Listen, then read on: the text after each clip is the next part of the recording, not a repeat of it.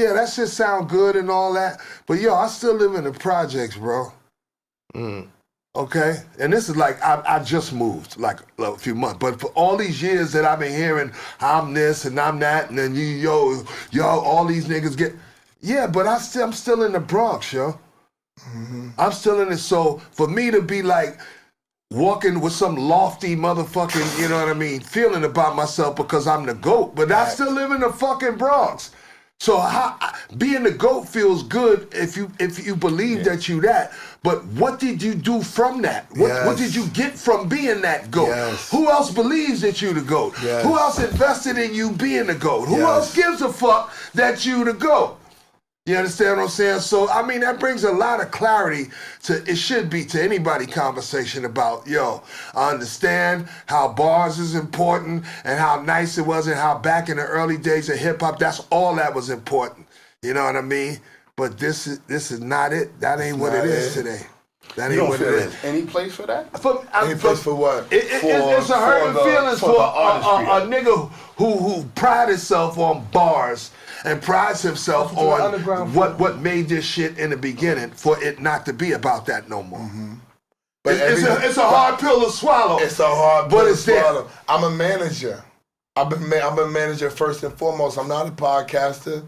Niggas phase me out, nigga. Phase me the fuck out, bro.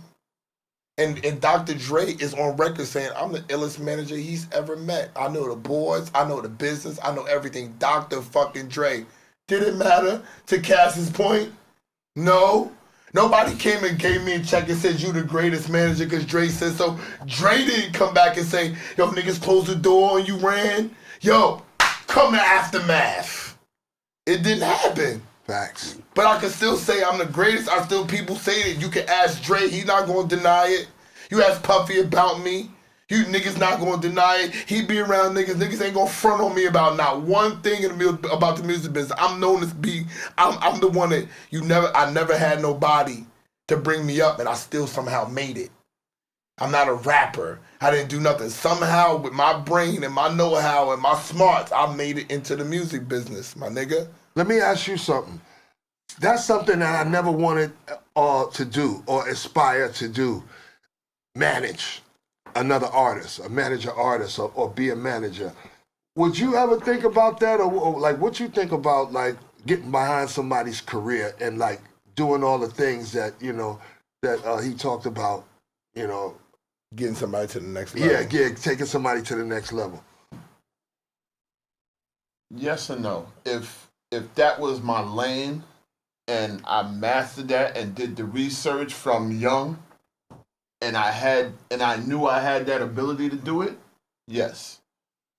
Now, no, because I don't have the smarts for it. Like I don't know the insides and outs of putting someone's livelihood on the line. You know what I'm saying? But if I was a younger person and I came up, you know, through, you know, I don't know the steps, you know, taking business and learning the ins and outs of the music business. I read a book. You know, but however you did it, you know what I'm saying? However you learned from somewhere and you figured out that was your niche. Starts with the desire. I'm gonna be honest. Do that, right. Let me say this. That's not true. That wasn't my niche. And I didn't think that I was gonna do that. That was my way in. I wasn't a rapper. I wasn't a DJ. No, I didn't say you had to be that. No, but I'm saying that. No, you're talking about his way in. It wasn't my niche. Like, I didn't want to be a manager. That was not what I wanted to do. I was just throwing parties. But I said, in order for me to progress and make money, I studied my whole life. All right? So I didn't want to talk to nobody. I was not a talker. When I started doing this shit, when he asked me to do it, I said, yo, I stutter. Niggas tried to get me to act. I told you niggas tried to get me to rap. I never did it because I stuttered. That was the key behind everything. I don't know. I stutter. And everybody paused. Clue tried to make me a rapper.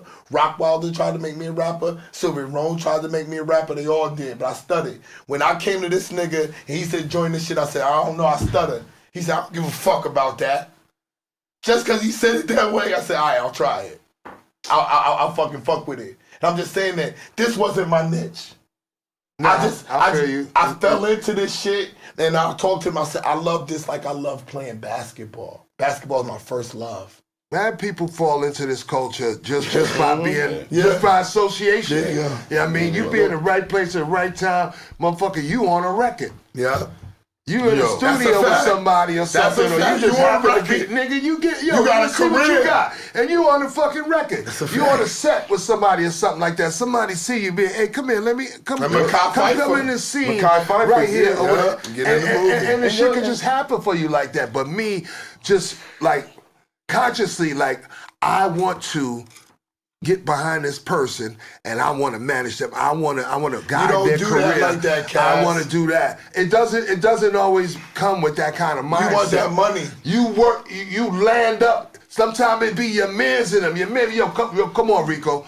Me and Rico, go get the money, man. Go tell that nigga that this and this and that. And he get good at getting the money. And boom, now we go further. Now people start checking for this nigga, like, you know what I mean? They coming up because you're doing that. And a lot of people get in it, from artists to managers, fucking photographers, all that. That's your man. Or that's somebody that came around that was consistent and they kept doing what they did and now they work with you. You know what I mean? So I see why you're saying that wasn't my niche. No, that was my way of staying close to the music. You know what I mean? One thing led to another, and this and that. Well, I see like a lot of these cats who get these opportunities, they get commercials and they get this and this and that. They ain't sitting somewhere and thinking, damn, I wonder if I call up so-and-so at Cadillac, maybe they'll this. No, they call you, nigga. They see how hot you are. They see how much notoriety you have. They see your name ringing bells. No, they want to talk to you. They call your manager. They call your people. Listen, I got a thing, this and that for such and such would be perfect. Cut the check, nigga. Cut the check. Cut the check. No, but us knowing, because I know we got to answer so much level. I just want to, that's the number one problem I feel like with us younger people coming up. We be focusing on cutting the check, but we don't know the business behind that check. Hit Boy said he got $50,000 for a publishing deal, and he was in that publishing deal for 18 years. Wow. So we know whatever that language in that shit was, they made $30 fucking million off of his $50,000, and they kept him. We have to learn the business, everybody, whether we like it or not, whether it's from your lawyer. When your lawyers give you the paperwork, have them explain to you what you're signing. When you go to an accountant, do not let them sign your checks.